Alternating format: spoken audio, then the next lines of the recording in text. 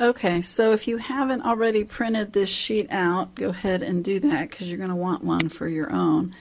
I'm going to fill it in. Normally I would write this on the board, but we will fill this in and you will have this summary sheet, which is a good tool for studying. And we're going to summarize what we've gone through so far, which includes glycolysis,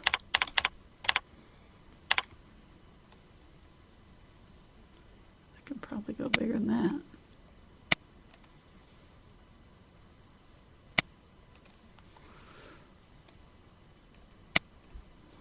And pyruvate oxidation,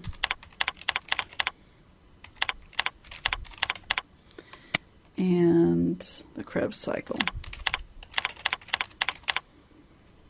which is also called the citric acid cycle.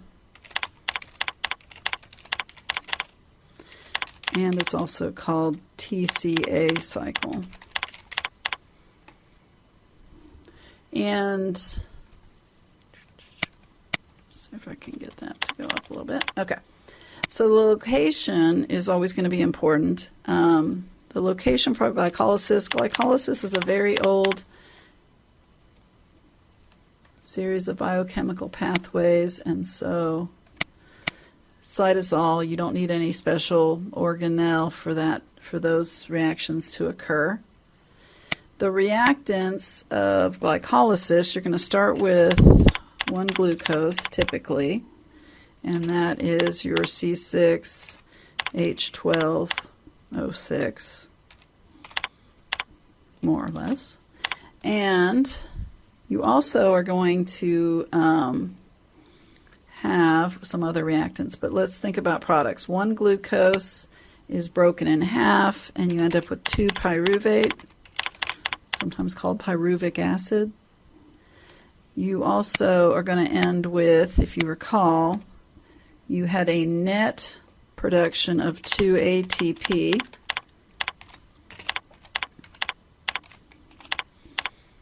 And you had a production of 2 NADHs. So if you forgot, you can go back and look at the long version, but you'll see that those molecules are in there. Well, the 1-glucose is broken in half, and that makes the 2 pyruvates. But for these other products, we need to list some reactants that correlate. So for 2 ATPs, that came from 2 ADPs plus 2 phosphates that were loose. Sometimes that's called inorganic phosphate, P with a subscript I. And for the NADHs, you may remember that 2 NAD pluses, they pick up the electrons and an extra hydrogen to become the 2 NADHs. So that gives us a nice reactant and product accounting for the first stage of cellular respiration. Now the second stage of cellular respiration is pyruvate oxidation. That occurs in eukaryotes. It occurs in the mitochondrial matrix, which you may recall is that middle space, the very innermost space of the mitochondrion. In prokaryotes, it just happens at the membrane, at the cytoplasmic membrane or the plasma membrane. Now, remember that the products, the carbon compound products of glycolysis are going to carry on and become the reactants for pyruvate oxidation. So the 2-pyruvate will become reactants. And by the end of pyruvate oxidation, those 2 pyruvates are 2 acetyl-CoAs and remember, acetyl-CoA is just a 2-carbon molecule, so we have to account for the missing carbons, and they have been released as CO2.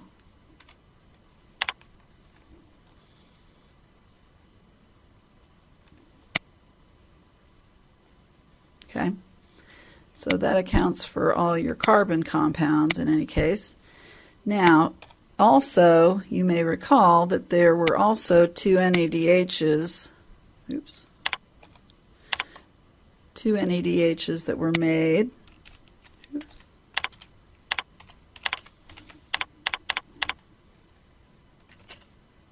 And if there were two NADHs made, then there must have been two NAD pluses that were reactants. So those picked up some electrons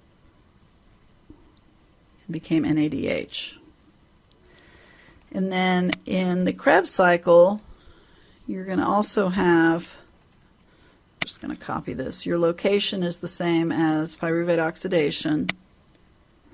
And you're going to start from those two acetyl-CoA. And ultimately, through decarboxylation reactions, all of those carbons are going to be converted to CO2. So this is really important. By the end of the Krebs cycle, all 6 carbons of your original glucose have now been changed to CO2 in the form of CO2.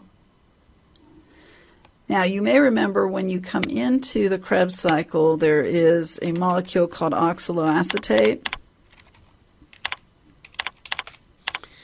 And when you, oxalo. See, you get the same errors that I would make in lecture. You still get them online.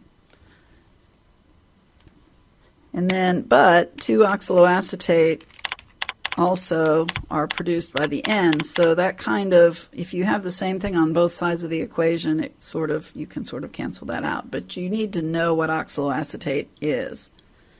It's the molecule that originally binds to the acetyl-CoA in the first step of the Krebs cycle.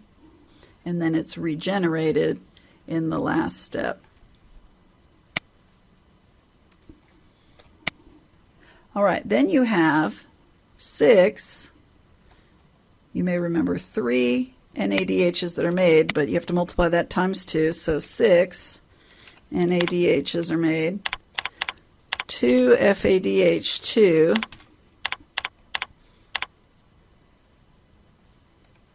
don't know why that's doing that.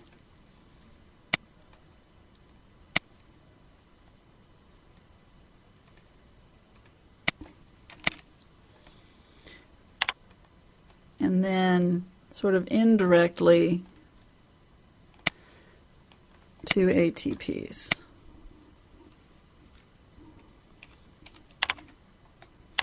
Via a GTP intermediate. So if there were 6 NADHs, then you must have started with 6 NAD pluses. So I'll just make this balance. And if there were 2 FADH2s, there must have been 2 FADs to start with. And if there were 2 ATPs, then there must have been 2 ADPs plus 2 inorganic phosphate. So at this point, we have filled in the better part of this chart.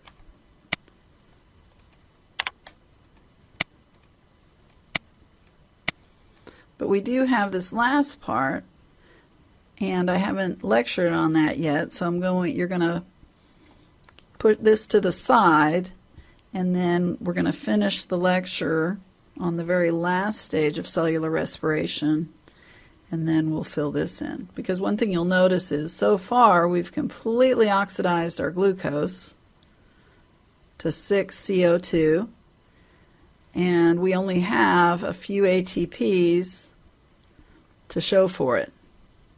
And I told you we were going to make maybe 34 ATPs from one glucose, from the energy of one glucose.